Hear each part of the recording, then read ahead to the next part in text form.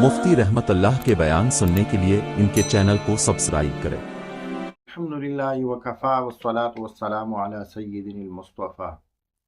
اما بعد فاعوذ باللہ من الشیطان الرجیم بسم اللہ الرحمن الرحیم۔ محترم سامعین کرام، آج کا ہمارا درس سردی میں غسل سے متعلق ایک مسئلے کے بارے میں ہے۔ وہ یہ ہے کہ ایک بندے پر غسل فرض ہو جاتا ہے، لیکن انتہائی سردی کی وجہ سے اگر وہ غسل نہ کر سکے تو اس صورت میں نماز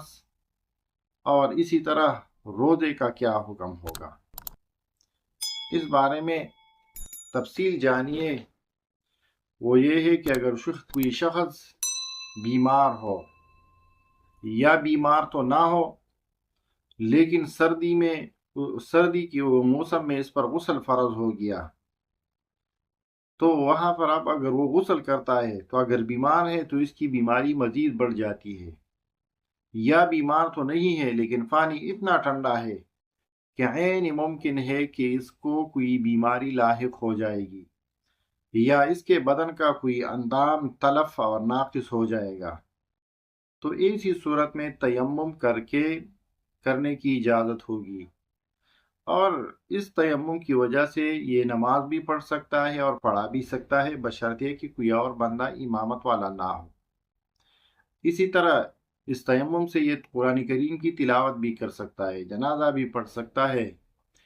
اور اسی طرح روزہ بھی رکھ سکتا ہے۔ لیکن ایک بات ذہن میں یاد رکھیے، اگر یہ غسل خدا اللہ نہ کرے کسی زنا کی وجہ سے اس پر فرض ہو گیا ہے تو پھر اس کو چاہیے کہ ضرور غسل کا انتظام کر لے، کیونکہ اس کو اس وقت سوچنا چاہیے تھا کہ میں ایک ایسا عمل کر رہا ہوں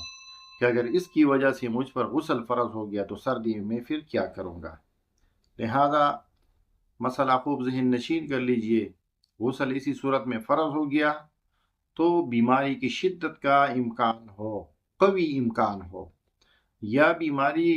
آنے کا امکان ہو، یا کسی بدن کے اندام کے تلف اور ناقص ہونے کا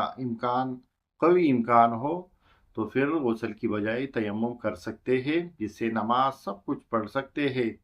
روزہ بھی رکھ سکتے ہیں۔ لیکن اگر آپ پر یہ غسل زنا کی وجہ سے فرض کیا گیا ہے تو پھر ایسی صورتحال نہیں ہوگی، آپ کے لیے ضرور غسل کرنے کا انتظام کرنا